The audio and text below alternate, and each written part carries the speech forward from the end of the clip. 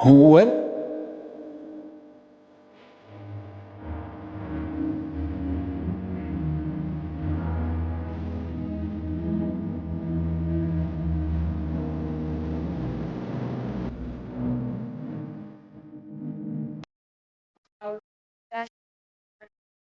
الله الرحمن الرحیم حامیم تنزیل الکتاب من اللہ العزیز العلیم. حامیم، اس کتاب کا نزول اللہ کی طرف سے ہے جو زبردست ہے، سب کچھ جاننے والا ہے، گناہ معاف کرنے والا ہے اور توبہ قبول کرنے والا ہے، سخت سزا دینے والا ہے اور بڑا صاحب فضل ہے. کوئی معبود اس کے سوا نہیں، اسی کی طرف سب کو پلٹنا ہے. یہاں سے حامیم سے شروع کی جانے والی صورتیں آغاز ہو رہی ہے، ٹھیک ہے. انہیں کہا جاتا ہے، ان صورتوں کو قرآن کی دلہنیں بھی کہا گیا ہے.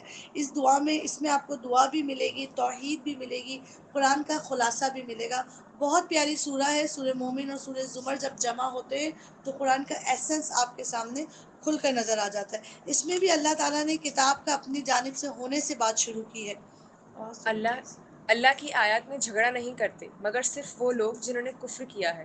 اس کے بعد دنیا کے ملکوں میں ان کی چرت پھرت تمہیں کسی دھوکے میں نہ ڈالے. ان سے پہلے نوح علیہ السلام کی قوم بھی جھٹلا چکی ہے، اور اس کے بعد بہت سے دوسرے جھتوں نے بھی یہ کام کیا ہے. ہر قوم اپنے رسول پر جھپٹتی تاکہ اسے گرفتار کرے. ان سب نے باطل کے ہتھیاروں سے حق کو نیچا دکھانے کی کوشش کی، مگر آخرکار میں نے ان کو پکڑ لیا. پھر دیکھ لو میری سزا کیسی سخت تھی. اسی طرح تیرے رب کا یہ فیصلہ بھی ان سب لوگوں پر چپسا ہو چکا ہے جو کفر کے مرتکب ہوئے ہیں. وہ واصل با جہنم ہونے والے ہیں. عرش الہی کے حامل اٹھانے والے فرشتے اور وہ جو عرش کے گرد پیش حاضر رہتے ہیں، سب اپنے رب کی حمد کے ساتھ اس کی تسبیح کر رہے ہیں. وہ اس پر ایمان رکھتے ہیں اور ایمان لانے والوں کے حق میں دعائیں مغفرت کرتے ہیں. وہ کہتے ہیں، اے ہمارے رب، تو اپنی رحمت اور اپنے علم کے ساتھ ہر چیز پر چھایا ہوا ہے، بس معاف کر دے اور عذاب دوزخ سے بچا لے ان لوگوں کو جنہوں نے توبہ کی اور تیرا رستہ اختیار کیا. اے ہمارے رب، اور داخل کر ان کو ہمیشہ رہنے والی ان جنتوں میں جن کا تو نے ان سے وعدہ کیا ہے، اور ان کے والدین اور بیویوں اور اولاد میں سے جو صالح ہوں ان کو بھی وہاں ان کے ساتھ ہی پہنچا دے. تو بلا شبہ قادر ہے، مطلق اور حکیم ہے. اور بچا دے ان کی برائیوں سے جس کو تو نے قیامت کے دن برائیوں سے بچا دیا. اس پر تو نے بڑا رحم کیا. یہی بہت بڑی پیاری کامیابی ہے. آیات ہیں یہ. اللہ سبحانہ تعالیٰ کی اس پوری یونیورس میں سب سے بڑی چیز اللہ کا عرش ہے، بہت بڑا. صرف عرش کے قریب کھڑے ہوئے جو حاملین عرش ہے نا، 8 فرشتے آتے ہیں غالباً. یہ اللہ کو ضرورت نہیں کہ اپنے عرش کو کسی سے اٹھوائے. اللہ کے تو آسمان بے زور کھڑا ہوا اس ٹائم، کسی اس کے بغیر کھڑا ہوا ہے، سہارے کے بغیر. یہ تو اللہ سبحانہ تعالیٰ ان فرشتوں کو پروٹوکول دے رہے ہیں. انہیں کہا جاتا ہے حاملین عرش. رسول اللہ نے فرمایا، عرش کے پاس جو مقربون ہیں نا، اللہ کے قریب فرشتے، ان کے ایک کان کی لو سے ایک شولڈر تک اتنا فاصلہ ہے جتنے میں 500 سال چڑیا اڑے تو رستہ طے نہ کر سکے. اور آپ سوچیں یہ کرتے کیا ہے وہاں کھڑے ہو کے؟ ایک حمد کرتے ہیں اللہ کی، خوب تسبیح بیان کرتے ہیں، اور دوسرا اتنا پیارا کام کرتے ہیں، ایمان والوں کے لیے اللہ سے ریکویسٹ کرتے ہیں. یہ کلمہ جو ہے نا، اس کے بعد کیا کیا چیزیں آپ کی اور میری فکر کر رہی ہیں، ہمیں خود نہیں اندازہ. جو لوگ نماز پڑھتے ہیں ان سب کی نمازوں میں تشہد میں میرے لیے دعا ہے، میرے لیے سلامتیاں ہیں. ہم نبی کی آل میں سے ہیں، ان کی امت، ہر نبی کی امت اس کی آل ہوتی ہے. درود شریف میں جتنے لوگ درود کرتے ہیں اس میں میرے حصے کی دعا ہے. اور چھوڑیں، آپ کسی کو کوئی دعا دیتے ہیں، فرشتے اللہ تعالیٰ سے کہتے ہیں، اللہ تیرے بندے نے جو کسی کے لیے مانگا وہ اس کو بھی عطا فرما دیجیے. اور خود حاملین عرش، اللہ کے بالکل قریب رہنے والے فرشتے یہ دعائیں مانگتے ہیں، اے ہمارے رب، تو اپنی رحمت اور علم کے ساتھ ہر چیز پر چھایا ہے، بس معاف کر دے اور آتش دوزخ سے ان کو بچا لے. ان کو بچا لے؟ وہ لوگ جو تیرے کلمے کے ساتھ جڑے ہوئے ہیں، جو تیرے دین کے رہبر ہیں. تو ذرا امیجن تو کیجیے، اللہ کے سامنے میرا نام لے لے کر بات رکھی جا رہی ہے کہ اللہ اس کو معاف کر دے، اللہ اس کو برائیوں سے بچا لے. جن لوگوں نے کفر کیا ہے، قیامت کے روز ان کو پکار کر کہا جائے گا، آج تمہیں جتنا شدید غصہ اپنے اوپر آ رہا ہے، اللہ تم پر اس سے زیادہ غضبناک اس وقت ہوتا تھا جب تمہیں ایمان کی طرف بلایا جاتا تھا اور تم کفر کرتے تھے. وہ کہیں گے، اے ہمارے رب، تو نے واقعی ہمیں 2 دفعہ موت اور 2 دفعہ زندگی دے دی، اور ہم اپنے قصوروں کا اعتراف کرتے ہیں. کیا اب ہم یہاں سے نکلنے کی بھی کوئی سبیل ہے؟ جواب ملے گا، یہ حالت جس میں تم مبتلا ہو اسی وجہ سے ہے کہ جب اکیلے اللہ کی طرف بلایا جاتا تھا تو تم ماننے سے انکار کر دیتے تھے، اور جب اس کے ساتھ دوسروں کو ملایا جاتا تھا تو تم مان لیتے تھے. اب فیصلہ اللہ بزرگ و برتر کے ہاتھ میں ہے. اللہ اکبر کبیرہ. اللہ تعالیٰ کہہ رہے ہیں کہ جتنا غصہ تمہیں قیامت کے دن اپنے اوپر آئے گا نا، اس سے زیادہ ہمیں تم پر آیا کرتا تھا. ہم تم کو دعوت دیتے تھے توحید کی طرف، تم پھر لٹک کے شرک کے بازاروں میں گھس جایا کرتے تھے. وہی ہے جو تم کو اپنی نشانیاں دکھاتا ہے اور آسمان سے تمہارے لیے رزق نازل کرتا ہے، مگر ان نشانیوں کے مشاہدے سے سبق صرف وہی شخص لیتا ہے جو اللہ کی طرف رجوع کرنے والا ہو. بس اے رجوع کرنے والو، اللہ ہی کو پکارو اپنے دین کو اس کے لیے خالص کر کے، خواہ تمہارا یہ فعل کافروں کو کتنا ہی ناگوار ہو. وہ بلند درجوں والا مالک عرش ہے، اپنے بندوں میں سے جس پر چاہتا ہے اپنے حکم سے روح نازل کر دیتا ہے تاکہ وہ ملاقات کے دن سے خبردار کر دے. وہ دن جبکہ سب لوگ بے پردہ ہوں گے، اللہ سے ان کی کوئی بھی بات چھپی ہوئی نہ ہوگی. اس روز پکار کر پوچھا جائے گا، آج بادشاہی کس کی ہے؟ سارا عالم پکار اٹھے گا، اللہ واحد قہار کی. کہا جائے گا، آج ہر متنفس شخص کو اس کی کمائی کا بدلہ دیا جائے گا جو اس نے کی تھی. آج کسی پر کوئی ظلم نہیں ہوگا، اللہ حساب لینے میں بہت تیز ہے. اے نبی صلی اللہ علیہ وآلہ وسلم، ڈرا دو ان لوگوں کو اس دن سے جو قریب آ لگا ہے، جب کلیجے منہ کو آ رہے ہوں گے اور لوگ چپ چاپ غم کے گھونٹ پیے کھڑے ہوں گے. ظالموں کا نہ کوئی مشفق درد مند دوست ہوگا اور نہ کوئی شفیع جس کی بات مانی جائے. اللہ نگاہوں کی چوری تک سے واقف ہے، وہ راز تک جانتا ہے جو سینوں نے چھپا رکھے ہیں، اور اللہ ٹھیک ٹھیک بے لاکھ فیصلہ کرے گا. رہے وہ جن کو یہ مشرکین اللہ کو چھوڑ کر پکارتے تھے، وہ کسی چیز کا بھی فیصلہ کرنے والے نہیں ہیں. بلا شبہ اللہ ہی سب کچھ سننے والا اور دیکھنے والا ہے. یعلم خائنۃ الاعین وما تخفی الصدور. اللہ تعالیٰ کہہ رہے ہیں اللہ نگاہوں کی چوری بھی جانتا ہے. یہ نگاہیں بھی چور ہوتی ہیں.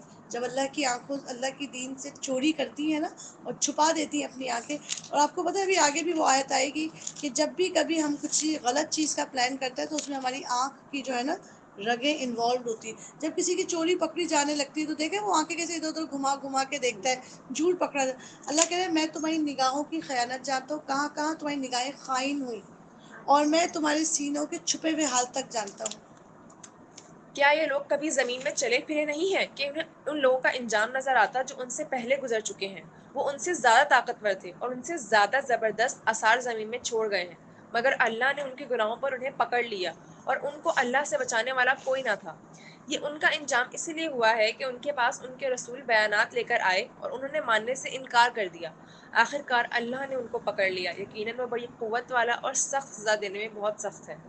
ہم نے موسیٰ علیہ السلام کو فرعون اور حامان اور قارون کی طرف اپنی نشانیوں اور نمایاں سند ماموریت اتھارٹی کے ساتھ بھیجا، مگر انہوں نے کہا ساحر ہے، کذاب ہے. پھر جب وہ ہماری طرف سے حق ان کے سامنے لے آیا تو انہوں نے کہا جو لوگ ایمان لا کر اس کے ساتھ شامل ہوئے ہیں ان سب کے لڑکوں کو قتل کر دو اور لڑکیوں کو جیتا چھوڑ دو. مگر کافروں کی چال اکارت ضائع ہی ہو گئی. ایک روز فرعون نے اپنے درباریوں سے کہا چھوڑو مجھے، میں اسی موسیٰ کو قتل کیے دیتا ہوں اور پکار دیکھیے گی اپنے رب کو. مجھے اندیشہ ہے کہ تمہارا دین بدل ڈالے گا یا ملک میں فساد برپا کرے گا. موسیٰ علیہ السلام نے کہا میں نے تو ہر اس متکبر کے مقابلے میں جو یوم الحساب پر ایمان نہیں رکھتا اپنے رب اور تمہارے رب کی پناہ لے لی. ایک دن حد ہو گئی تھی فرعون کی، جیسے نمرود نے ابراہیم علیہ السلام کو آگ میں ڈالا، ابو جہل نے اپنے ساتھیوں کے ساتھ مل کے رسول اللہ کو قتل کرنے کا ارادہ کیا. اسی طرح سے موسیٰ علیہ السلام کے بارے میں فرعون نے کہا دیٹس انف، آج تو میں اس موسیٰ کو پکڑ کے جو ہے نا قتل ہی کر ڈالوں گا. چھوڑو مجھے، میں اس موسیٰ کو قتل کیے دیتا ہوں اور پکار دیکھے یہ اپنے رب کو، دیکھے اس کو بتاتا ہے یا نہیں. اتنے میں کیا ہوا، فوراً فرعونیوں میں سے ایک شخص جس نے اپنا ایمان ابھی چھپایا ہوا تھا اور دربار میں ہوتا تھا، وہ فوراً بول اٹھا. یہاں سے جو آیات شروع ہو رہی ہے نا ذرا اس کو تصور میں لے کر آئیے گا. یہ اس وقت کا مومن ہے، رسول کی اسپیچ نہیں ہے. قرآن مجید میں کسی رسول کی بھی پوری اسپیچ اللہ تعالیٰ نے بیان نہیں کی، ایک مومن کی بیان کی ہے، اور اتنی لمبی اسپیچ ہے ابھی یہ چلے گی. اللہ کے نبی نے فرمایا 3 آدمی ایسے ہیں جن کا ایمان بہت کامل تھا، بہت کامل. ٹھیک ہے، ان میں سے 2 آ کے گزر چکے اور ایک ابھی آئے گا. وہ کون ہے؟ ایک وہ شخص ہے یہ جس نے فرعون کے دربار میں کیا دعوت پیش کی تھی. کبھی کبھار ایسے ہی ہوتا ہے، استاد سے بہت آگے نکل جاتے ہیں شاگرد، کیا شاندار خطبہ دیتے ہیں. تو اس نے بہت پیارے خطابت کی فرعون کے سامنے. دوسرا وہ شخص جس نے سورہ یاسین میں آپ پڑھیں گے، حبیب نجار جس کا نام آتا ہے تفسیر میں، جس نے جب لوگ 3 رسولوں کو جھٹلا رہے تھے تو وہ دور سے دوڑتا ہوا آیا اور اس نے کہا تھا کیوں نہیں ایمان لے کر آتے، اور اس کے قوم والوں نے اس کو قتل کر دیا. ٹھیک ہے، اس شخص کا ایمان. اور تیسرا ابھی آئے گا دنیا میں، وہ جو دجال سے کمیونیکیٹ کرے گا. ایک شخص ہوگا جو دجال سے کفر کرے گا، اس کی جنت میں جانا پسند نہیں کرے گا، دجال کو غصہ آ جائے گا. وہ غصے سے کیا کرے گا، آری منگوائے گا اور اس شخص کو بیچ سے 2 حصے کر دے گا. اور وہ جانتا اس شخص کو یہ حدیث پہنچی بھی ہوگی، رسول اللہ نے فرمایا تھا کہ دجال کا غصہ ہوگا، آری سے کاٹے گا، پھر اللہ تعالیٰ اس بندے کو اپنے حکم سے دوبارہ جوڑ دیں گے. اب کی بار جب وہ جڑے گا تو اس کے اندر آئرن جیسی طاقت ہوگی، جیسے لوہا نہیں کٹتا نا کٹر سے، دجال دوبارہ اس کو کاٹنے لگے گا تو اس کے لوہے سے اس کا کٹر نہیں چل سکے گا. اور اس وقت وہ شخص کہے گا کہ مجھے تیرے دجال ہونے پہ اب پکا یقین آ گیا کہ میرے نبی کی حدیث سچی ہوگی. لیکن آپ سوچو اس وقت یہ کرنا آسان ہوگا؟ ہم تو ایک انگلی نہ کٹوائیں، پکڑے جائیں تو اپنا نام ہی چینج کر لیں، اچھا یہاں مسلمانوں کا یہ انجام ہے، میں تو پیٹرسن ہوں، پیٹرسن، مجھے تو خود نہیں پتا کسے کہتے ہیں مسلمان. انسان اتنی جلدی تھوڑے فائدے کے لیے دین بیچ دیتا ہے. اس شخص کو اس وقت سوچیں، دجال کا زمانہ کبھی towards the and of time کی جو احادیث سنیں گے نا تو آپ کو پتہ لگے گا دجال ایسا ہوگا لمحوں میں ایمان ہڑپ کر جائے گا. کم ہی لوگ ہوں گے جو بچیں گے.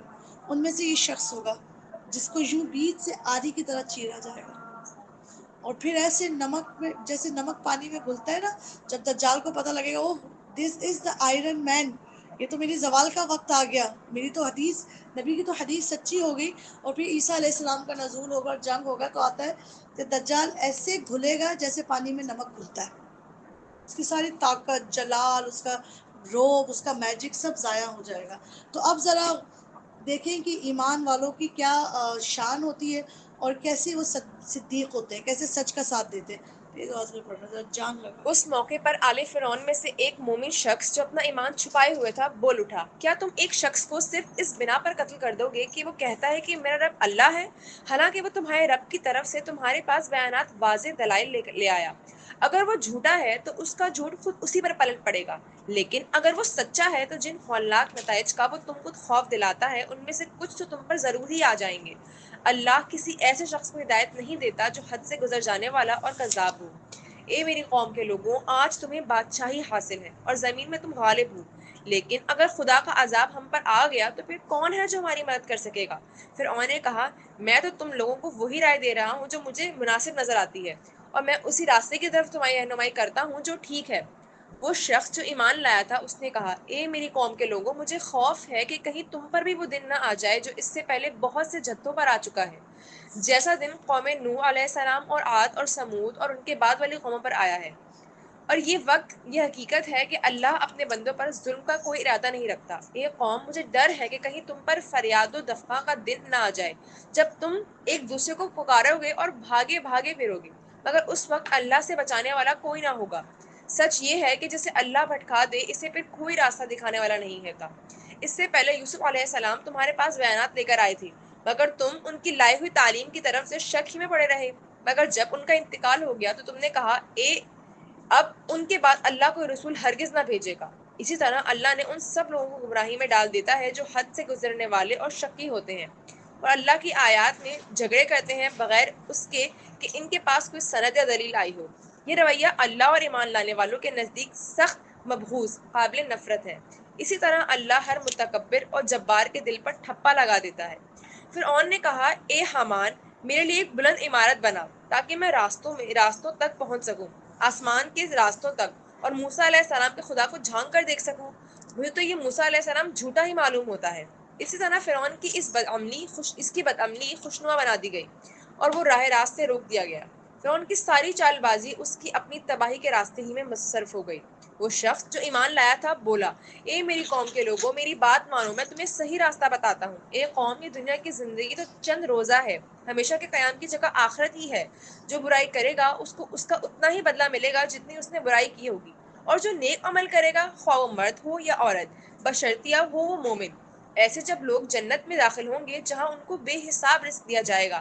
اے قوم، یہ کیا ماجرا ہے کہ میں تو تم لوگوں کو نجات کی طرف بلاتا ہوں اور تم لوگ مجھے آگ کی طرف دعوت دیتے ہو. تم مجھے اس بات کی دعوت دیتے ہو کہ میں اللہ سے کفر کروں اور اس کے ساتھ ان ہستیوں کو شریک ٹھہراؤں جنہیں میں نہیں جانتا، حالانکہ میں تمہیں اس زبردست مغفرت کرنے والے خدا کی طرف بلا رہا ہوں. نہیں، یہ حق یہ ہے اور اس کے خلاف نہیں ہو سکتا جن کی طرف تم مجھے بلا رہے ہو. ان کے لیے نہ دنیا میں کوئی دعوت ہے اور نہ آخرت میں، اور ہم سب کو پلٹنا اللہ ہی کی طرف ہے اور حد سے گزرنے والے آگ میں جانے والے ہیں. آج جو کچھ میں کہہ رہا ہوں ان قریب وقت آئے گا جب تم اسے یاد کرو گے، اور اپنا معاملہ میں اللہ کے سپرد کرتا ہوں، اپنے بندوں کا نگہبان ہے۔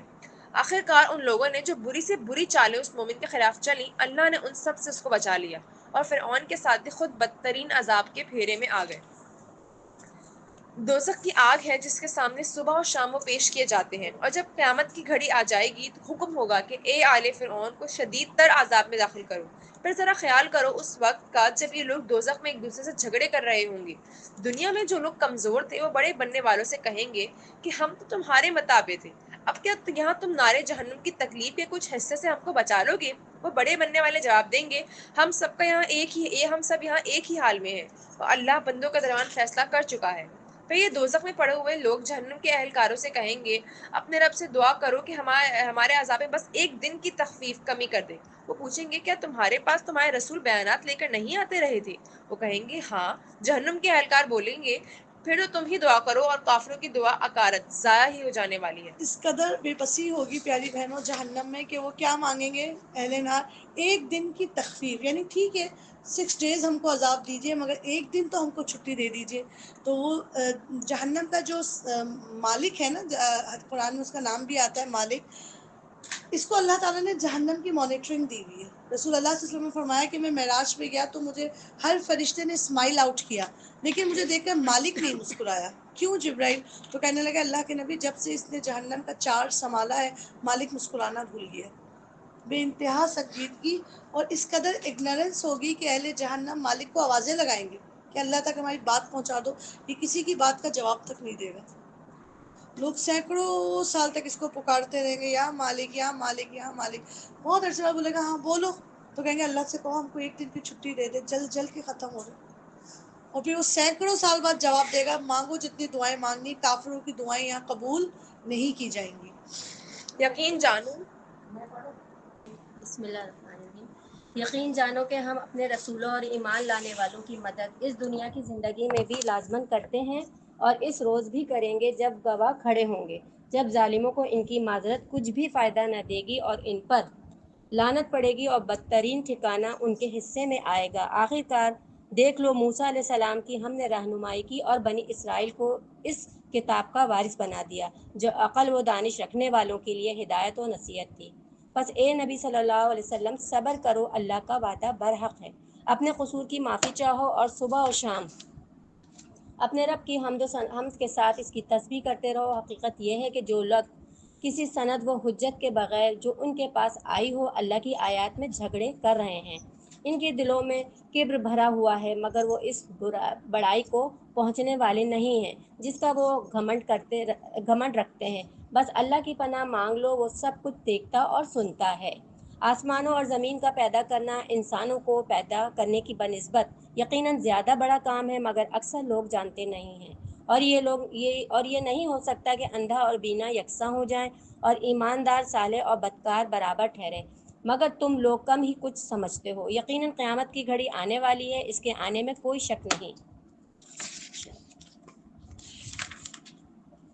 اکثر لوگ نہیں مانتے۔ تمہارا رب کہتا ہے، مجھے پکارو، میں تمہاری دعائیں قبول کروں گا۔ جو لوگ گھمنڈ میں آ کر میری عبادت سے منہ موڑتے ہیں ضرور ذلیل و خوار ہو کر جہنم میں داخل ہوں گے۔ اللہ سبحانہ تعالیٰ کو مانگنے والا اتنا محبوب ہے، اور نہ مانگنے والے سے اللہ تعالیٰ اس کو متکبرین میں داخل کرتا ہے۔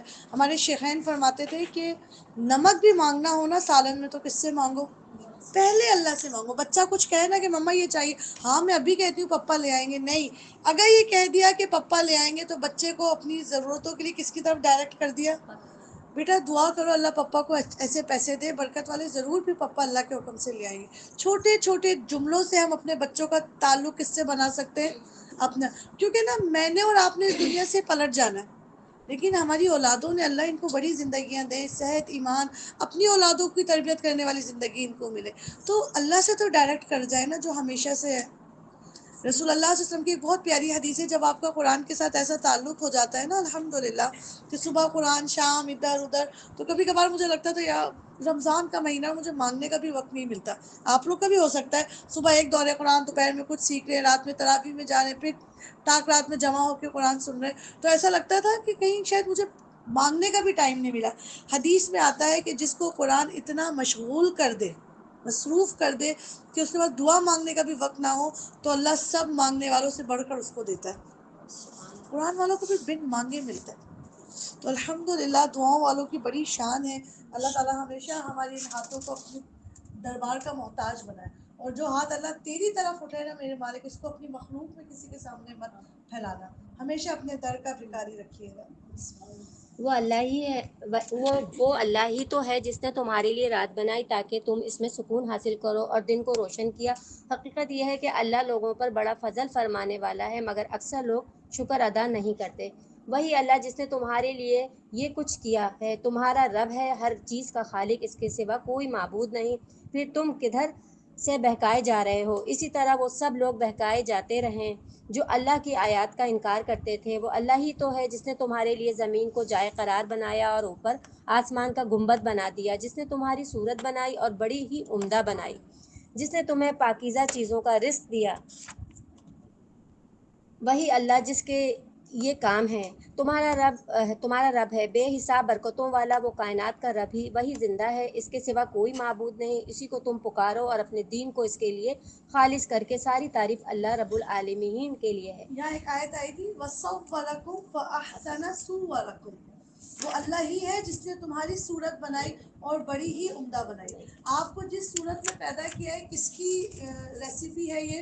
اللہ سبحانہ تعالیٰ کی۔ پھر کیا پڑی کہ کبھی صورت کو ایسا ٹیڑھا کر لیا، کبھی میڑا کر لیا، کبھی بوٹاکس لگوا لیے، کبھی فلر لگوا لیے، کبھی موبائل میں فلٹر اٹھا کے رکھوا لیے۔ ہم کیوں اپنے اوریجنل پہ راضی نہیں ہیں؟ جو اسٹریٹ بالوں والا ہے وہ پرننگ کے پیچھے بھاگ رہا ہے، جو پرننگ والا ہے وہ اسٹریٹ کے پیچھے بھاگ رہا ہے، جس کے ہونٹ باریک ہیں وہ موٹے کرنے پہ تلا ہوا ہے، جس کے موٹے ہیں وہ باریک کر، جس کو کالے بال ملے ہیں وہ ڈائی کرنے کا خواہش مند ہے، جو ڈائی والا ہے رنگین بالوں والا وہ کچھ نہ کچھ کر کے سیاہ کے پیچھے بھاگ رہا ہے۔ اللہ سبحانہ تعالیٰ کہہ رہا ہے ہم نے تم کو بنایا اور جیسا بنایا ہے فَأَحْسَنَ صُوَرَكُمْ، میں جو کام کرتا ہوں احسن درجے میں کرتا ہوں۔ اس لیے یاد رکھیں جب ہم کسی کی شکل کو یا کسی کی حیت کی مذاق بناتے ہیں تو بیسکلی ہم احسن الخالقین کی مذاق بناتے ہیں۔ کسی کو ناٹا، کسی کو بھینا، کسی کو بھدا، کسی کو چائنیز آنکھوں والا، کسی کو دبتی رنگت، کسی کو فلانی رنگت، یہ سب اللہ کہہ رہے ہیں کہ میں نے بنایا اور بڑا پرفیکٹ بنایا۔ اور مزے کی بات صرف یہ نہیں کہ یہ حرکتیں کرتے، بلکہ آپ دیکھتے ہوں گے ایسے لوگوں کو کہ اپنا سیل فون میں پکچر کھینچی، پھر اس میں کبھی کتے کے کان لگا دیے، کبھی خرگوش کی ناک لگا دی، اپنے بچوں کے، خدا کے لیے۔ رسول اللہ صلی اللہ علیہ وآلہ وسلم نے رو رو کے دعائیں مانگی تھی، اللہ میری امت کے چہرے مت بگاڑ دیجیے گا، مگر یہ امت تیار ہی نہیں ہے کہ اس چہرے پہ راضی ہو جائے۔ رب نے کہا مت بگاڑے، اور یہ بڑے بڑے جو ہے نا، نام بھی نہیں آتے کیا کیا ہوتے ہیں وہ، اسنیپ چیٹس، عجیب عجیب سے اسنیپ چیٹس، عجیب عجیب سی ایموجیز بنا بنا کے اپنی شکلیں بگاڑ رہی ہیں۔ اور یاد رکھے کوئی آپ کی تعریف کرے یا نہ کرے، اللہ سبحانہ تعالیٰ قرآن مجید میں ایک جگہ نہیں، اللہ اپنی پیدا کی ہوئی چیز کی خود تعریف کرتا ہے۔ لقد خلقنا الانسان فی احسن، سب سے superlative degree, good, better, best, احسن ہوتا ہے سپرلیٹو ڈگری۔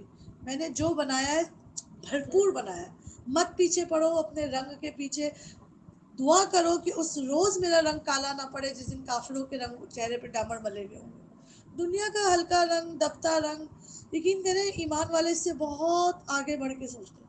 وہ جانتے ہیں کہ یہ چمڑی، یہ کھال جو ہے نا، اس کی کوئی طاقت نہیں ہے، اصل تو اس کے اندر کی روح۔ آپ کو کوئی گفٹ دیتا ہے تو آپ اندر والے گفٹ پہ فوکس کرتی ہیں، اوپر پنی سے محبت کرتی ہیں؟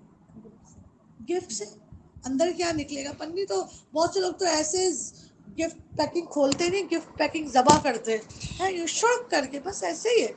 یہ کھال، یہ چمڑی، یہ گورے چٹے رنگ، یہ اونچے لمبی ہائٹس، یہ کیا ہے؟ یہ تو صرف پیکنگ ہے، اصل کیا ہے؟ دل، روح، ایمان، اس کی فکر کریں۔ جو بنایا ہے میرے رب نے، جس حیت پہ مجھے بنایا ہے، سے الحمدللہ، نہیں ضرورت ہے رنگین آنکھیں کیجیے، نہیں ضرورت ہے عجیب عجیب سے پتہ نہیں کیا کیا فیشن آ گئے۔ ہاں ویسے کبھی دل چاہ رہا ہے، وہ ایک شرعی معاملہ الگ آتا ہے، لیکن خدا را جس صورت پہ اللہ نے پیدا کیا اس پہ کیا ہو جائے؟ شاکر ہو جائے۔ اے نبی صلی اللہ علیہ وسلم، ان لوگوں سے کہہ دو کہ مجھے تو ان ہستیوں کی عبادت سے منع کر دیا گیا ہے جنہیں تم اللہ کو چھوڑ کر پکارتے ہو۔ میں یہ کام کیسے کر سکتا ہوں جبکہ میرے پاس میرے رب کی طرف سے بینات آ چکی ہیں؟ مجھے حکم دیا گیا ہے کہ میں رب العالمین کے آگے سر تسلیم خم کر دوں۔ وہی تو ہے جس نے تم کو مٹی سے پیدا کیا، پھر نطفے سے، پھر خون کے لوتھڑے سے، پھر وہ تمہیں بچے کی شکل میں نکالتا ہے، پھر تمہیں بڑھاتا ہے تاکہ تم اپنی پوری طاقت تک پہنچ جاؤ، پھر وہ بڑھاتا ہے تاکہ تم بڑھاپے کو پہنچو، اور تم میں سے کوئی پہلے واپس بلا لیا جاتا ہے۔ یہ سب کچھ اس کے لیے کیا جاتا ہے تاکہ تم اپنے مقرر وقت تک پہنچ جاؤ، اور اس کے لیے تم حقیقت کو سمجھو۔ وہی ہے زندگی دینے والا اور وہی موت دینے والا ہے۔ وہ جس بات کا بھی فیصلہ کرتا ہے بس ایک حکم دیتا ہے، وہ ہو جائے اور وہ ہو جاتی ہے۔ تم نے دیکھا ان لوگوں کو جو اللہ کی آیات میں جھگڑے کرتے ہیں، کہاں سے وہ پھرائے جا رہے ہیں۔ یہ لوگ جو اس کتاب کو اور اس کی ساری کتابوں کو جھٹلاتے ہیں جو ہم نے اپنے رسولوں کے ساتھ بھیجی تھیں، وہ عنقریب انہیں معلوم ہو جائے گا کہ جب طوق ان کے گردنوں میں ہوں گے اور زنجیریں جن سے پکڑ کر وہ کھولتے ہوئے پانی کی طرف کھینچے جائیں گے، اور پھر وہ دوزخ کی آگ میں جھونک دیے جائیں گے۔ پھر ان سے پوچھا جائے گا کہ اب کہاں ہیں وہ اللہ کے سوا وہ دوسرے خدا جن کو تم شریک کرتے تھے۔ وہ جواب دیں گے، کھو گئے وہ ہم سے، بلکہ ہم اس سے پہلے کسی چیز کو نہ پکارتے تھے۔ اس طرح اللہ کافروں کو گمراہ ہونا متحقق کر دے گا۔ ان سے کہا جائے گا، یہ تمہارا انجام اس لیے ہوا کہ تم زمین میں غیر حق میں مگن تھے، پھر وہ اس پر اتراتے تھے۔ اب جاؤ جہنم کے دروازوں میں داخل ہو جاؤ، ہمیشہ تم کو وہیں رہنا ہے۔ بہت ہی برا ٹھکانہ ہے متکبرین کا۔ بس اے نبی صلی اللہ علیہ وسلم صبر کرو، اور اللہ کا وعدہ برحق ہے۔ اب تمہارے سامنے ہی ان کو ان برے نتائج کا کوئی حصہ دکھا دیں جن سے ہم انہیں ڈرا رہے ہیں، یا اس سے پہلے تمہیں دنیا سے اٹھا لیں، پلٹ کر آنا تو انہیں ہماری ہی طرف ہے۔ اے نبی صلی اللہ علیہ وسلم تم سے پہلے ہم بہت سے رسول بھیج چکے ہیں، جن میں سے بعض کے حالات ہم نے تم کو بتائے ہیں اور بعض کے نہیں بتائے۔ کسی رسول کی یہ بھی طاقت نہ تھی کہ اللہ کے اذن کے بغیر کوئی نشانی لے آتا۔ پھر جب اللہ کا حکم آ گیا تو حق کے مطابق فیصلہ کر دیا گیا، اور اس وقت غلط کار لوگ خسارے میں پڑ گئے۔ اللہ ہی نے تمہارے لیے مویشی جانور بنائے تاکہ ان میں سے کسی پر تم سوار ہو اور کسی کا گوشت کھاؤ۔ ان کے اندر تمہارے لیے اور بھی بہت سے منافع ہیں، اور وہ کام بھی آتے ہیں کہ تمہارے دلوں میں سے جہاں جانے کی حاجت ہو وہ تم ان پر پہنچ سکو، اور ان پر بھی اور کشتیوں پر بھی تم سوار کیے جاتے ہو۔ اللہ اپنی یہ نشانیاں تمہیں دکھا رہا ہے، آخر تم اس کی کن کن نشانیوں کا انکار کرو گے؟ پھر کیا یہ زمین میں چلے پھرے نہیں ہیں؟ ان لوگوں کا انجام نظر آتا ہے جو ان سے پہلے گزر چکے ہیں۔ وہ ان سے تعداد میں زیادہ تھے، ان سے بڑھ کر طاقتور تھے، اور زمین میں ان سے زیادہ شاندار آثار چھوڑ گئے ہیں۔ جو کچھ کمائی انہوں نے کی تھی، آخر وہ ان کے کس کام آئی؟ جب ان کے رسول ان کے پاس بینات لے کر آئے تو وہ اسی علم میں مگن رہے جو ان کے اپنے پاس تھا، اور پھر اسی چیز کے پھیرے میں آ گئے جس کا وہ مذاق اڑاتے تھے۔ جب انہوں نے ہمارا عذاب دیکھ لیا تو پکار اٹھے کہ ہم نے مان لیا اللہ واحد لا شریک کو، اور ہم انکار کرتے ہیں ان سب معبودوں کا جنہیں ہم شریک ٹھہراتے تھے۔ مگر ہمارے عذاب دیکھ لینے کے بعد ان کا ایمان ان کے لیے کچھ بھی نافع نہ ہو سکتا تھا، کیونکہ یہی اللہ کا مقرر ضابطہ ہے جو ہمیشہ اس کے بندوں میں جاری رہا، اور اس وقت کافر لوگ خسارے میں پڑ